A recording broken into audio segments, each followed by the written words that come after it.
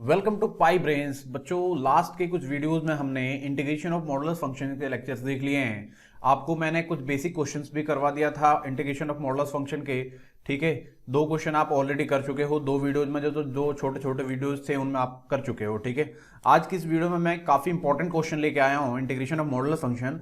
आप इस वीडियो को देखेंगे और लास्ट की अगर टू वीडियोज आपने देखी हुई है तो पूरा कॉन्सेप्ट है आपका इंटीग्रेशन ऑफ मॉडुलस फंक्शन, ये बहुत अच्छी तरीके से क्लियर हो जाएगा।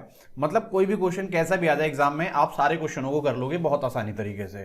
ठीक है, तो इस वीडियो में आपको देखना कहां तक है मैं बताता हूं आपको। देखो, कॉन्सेप्ट मैं करा दूंगा, जहां पर कैलकुलेशन वाला पार्ट आएगा वहां से आप खुद कर सकते हो। ठीक है, आप खुद करना, खुद करके देखना, आपसे क्वेश्चन का आंसर आएगा। अगर नहीं आएगा तो फिर उसके बाद के सारी जो है पूरी वीडियो कंप्लीट देखना। ठीक है जी, देखिए सबसे पहले हम थोड़ा सा ध्यान देंगे कि मेरे पास एक ये क्वेश्चन है।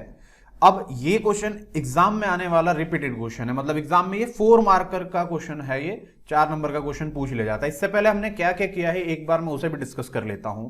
देखेंगे हमने ये क्वेश्चन किया है, देखो -1 से 2 x³ - x, ये भी क्वेश्चन काफी इंपॉर्टेंट था। एक ये बेसिक क्वेश्चन करके हमने देखा था कि किस तरीके से आपको करना होता था। ठीक है, अब अगर आपने ये वीडियोस नहीं देखी हैं तो आप उन्हें जाके देख लो, जिससे कि पूरा का पूरा कॉन्सेप्ट आपको समझ में आए। ठीक है, अब देखो जरा यहां पर ध्यान से देखेंगे, हमारे पास ये क्वेश्चन है, कह रहा है mod of x-1 plus mod of x-2 plus mod of x-3 dx, और लिमिट कहां से कहां तक है, 1 से लेकर 4 तक है। तो देखो आपको क्या करना होता है, आपको सबसे पहले जो मॉड में होता है उसके बराबर आपको 0 लेना होता है। अब यहां पर थोड़ा सा डिफरेंट ये है कि अलग अलग मॉड है, तो हम क्या करेंगे, अलग अलग 0 लेट करेंगे। देखो मैं क्या करूंगा, late x-1 is equal to 0।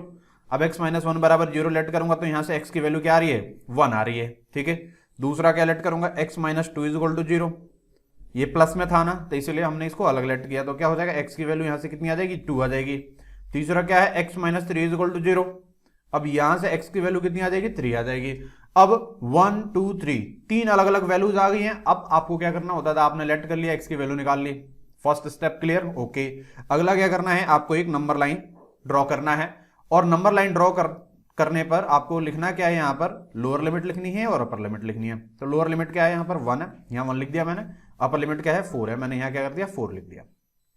जो आपकी x की वैल्यू जो अब आई है ना, वो उनको हमें इसके बीच में रख देना है। तो देखो 1 रखते हैं, तो 1 तो ऑलरेडी है तो इसे रखो ना रखो कोई फर्क नहीं पड़ना। 2 है तो आप 2 लिख लो यहां पर, 3 है तो आप यहां पे क्या कर लो, 3 लिख लो। अब देखो यहां पे आपका जो नंबर लाइन में ना, 1 से 2 एक लिमिट, 2 से 3 दूसरी, और 3 से 4 तीसरी, मतलब टोटल 3 पार्ट में ये क्या हो रही है, स्प्लिट हो रही है। तो आपको क्या करना है, प्रॉपर्टी 2 लगाना है और तीनों पार्ट में ही आपको स्प्लिट करके सॉल्व करना है। ओके, उससे पहले एक चीज और देखना है, क्या देखना है कि 1 से 2 में ये तीनों कौन सा पॉजिटिव होगा कौन सा नेगेटिव होगा ये देखना है।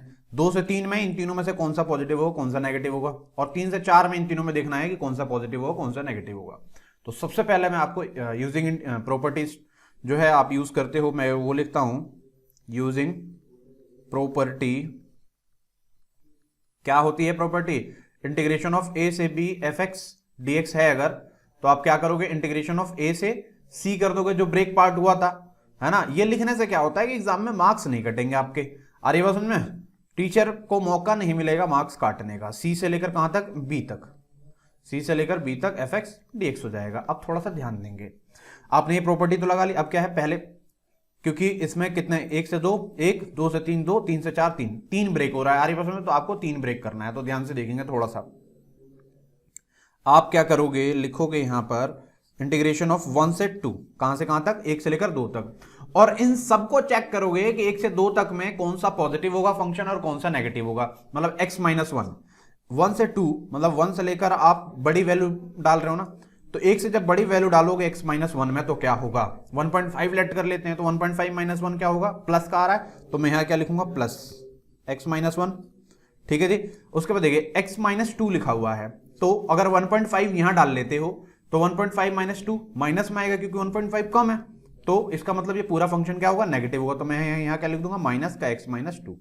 ऐसे ही x-3 में डालते हो, लेट से 1.2 आपने डाल दिया, 1.2 1.3 1.4 1.5 कुछ भी डाल रहे हो, तो सारी वैल्यू 3 से तो कम हो रही है ना, तो ये भी क्या होगा, नेगेटिव होगा। तो यहां भी मैं क्या लिख दूंगा, x-3 नेगेटिव का। अब ये जो है ध्यान से देखेंगे, ये आपका फर्स्ट हो गया।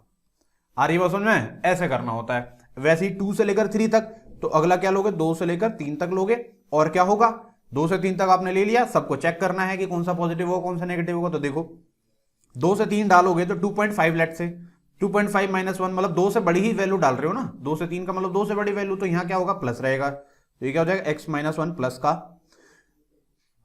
2 से 3 मतलब 2 से बड़ी वैल्यू डालेंगे तो ये भी प्लस रहेगा। तो यहां क्या करेंगे, यहां भी लिखेंगे प्लस का x - 2। फिर अगले में क्या करना है, 2 से बड़ी वैल्यू, 2 से बड़ी वैल्यू मतलब 2.5 ले सकते हो, तो 2.5 लोगे तो 3 से तो छोटी है ना, तो ये पूरा का पूरा क्या होगा, नेगेटिव होगा। तो यहां पे मैं क्या लिख दूंगा, माइनस का x - 3। आ रही बात समझ में। अब आप 2 से 3 तक भी चले गए, अब अगले में क्या जाना है, 3 से 4 तक जाना है। तो मैं यहां ही लिख दूंगा प्लस का इंटीग्रेशन ऑफ 3 से 4।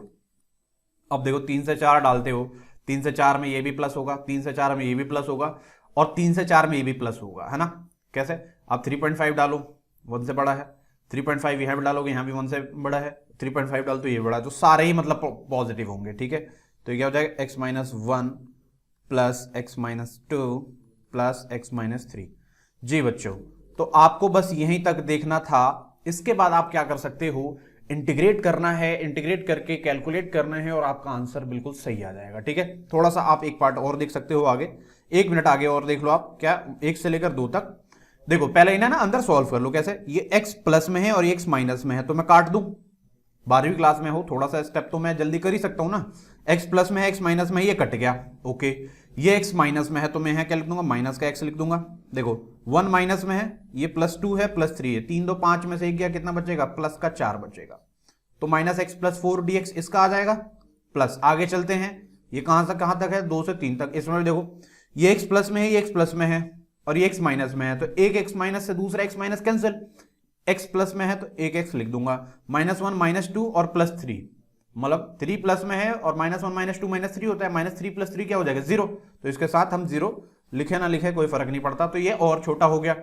ऐसे ही देखो, अभी देखने से यहाँ कितना क्या बहुत बड़ा दिख रहा था, बट थोड़ा सा कैलकुलेट किया, देखो कितने छोटे छोटे पार्ट बन गए। अगला क्या है, 3 से 4 तक जाते हो आप, देखो x प्लस प्लस प्लस, तीनों ही प्लस में है, तो ये कितना हो जाएगा, 3x। ये तीनों माइनस में, 3 2 5 और 1 6, तो माइनस का 6 हो जाएगा ये, ठीक है जी। और यहाँ क्या आ जाएगा, dx आ जाएगा। अब यहां तक आपने अगर अच्छे तरीके से देख लिया है, तो आपको इंटीग्रेट करना है, लिमिट डालना है, सॉल्व करना है, आंसर आ जाएगा। आपको ज्यादा टेंशन लेने की जरूरत नहीं है बिल्कुल भी, ठीक है। तो देखिए मैं इंटीग्रेट कर लेता हूं इनको। -x का इंटीग्रेशन क्या हो जाएगा, -x² / 2 हो जाएगा। 4 का इंटीग्रेशन क्या हो जाएगा, 4x, बेसिक इंटीग्रेशन है, ठीक है। ये क्या हो जाएगा, लोअर लिमिट, ठीक है। और ये हो जाएगा अपर लिमिट, लोअर लिमिट में 1 है और अपर लिमिट में 2 है। प्लस का यहां क्या हो जाएगा, x क्या करोगे तो कितना हो जाएगा, x² / 2 और कर दो 2 से 3, प्लस यहां क्या हो जाएगा, ये हो जाएगा 3x² / 2 -6x और लोअर लिमिट 3 अपर लिमिट 4। अब लिमिट डाल देंगे, सॉल्व कर देंगे, आंसर आ जाएगा, वेरी इजी। क्या, अपर लिमिट 2 डालेंगे, तो यहां 2 डालेंगे तो 2 का स्क्वायर कितना हो जाएगा, 4, -4/2 कितना हो जाएगा, -2, प्लस 4 2 जा 8, ठीक है। माइनस अपर लिमिट 1 डाल देंगे तो ये कितना हो जाएगा, -1/2 प्लस कितना हो जाएगा, 4, ठीक है। ये आपका ये वाला पार्ट हो गया।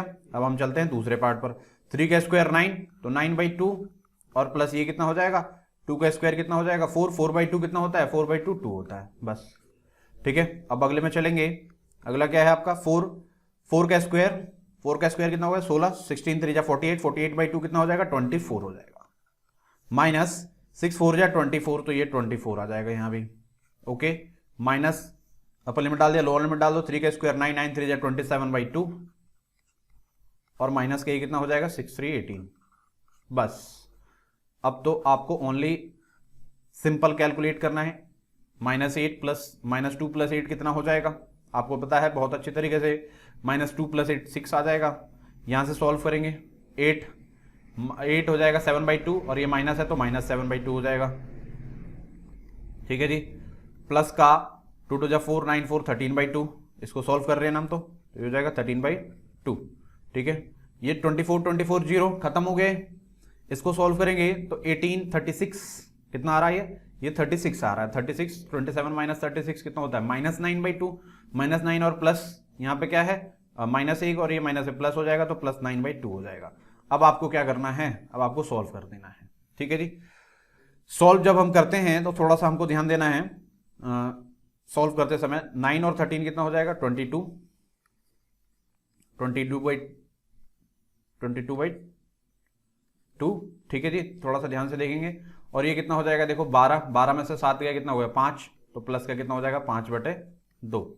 अब थोड़ा सा ध्यान देंगे कि जब आप इसको सॉल्व करते हो तो क्या ये आंसर जो भी आ रहा है, जो भी हम इसको सॉल्व कर रहे हैं, क्या ये सही है, देख लेते हैं। यहां से एक चीज हमें यहाँ पे थोड़ा सा ध्यान देंगे कि हमने यहाँ पर अपर लिमिट 3 का स्क्वायर 9/2 डाला है और माइनस होता है लोअर लिमिट, तो यहाँ हमें क्या करना होगा, यहाँ पर हमें माइनस डालना होगा, ठीक है। अब जब ये माइनस डालते हैं तो 2 2 जा 4, 9 - 4 कितना होता है, ये 5/2 हो जाता है। ये कितना हो जाता है 5/2। और जब ये 5/2 हो जाएगा तो एक चीज हमें ध्यान देना होगा कि कैलकुलेशन बहुत इंपॉर्टेंट होता है। यहां से ये क्या हो जाएगा 9 5 14/2, ये कितना हो जाएगा 12 - 7 कितना हो जाएगा 5/2, और प्लस का ये कितना हो जाएगा 14/2। बेस सेम है तो ऐड हो जाएगा, ये कितना हो जाएगा 19/2।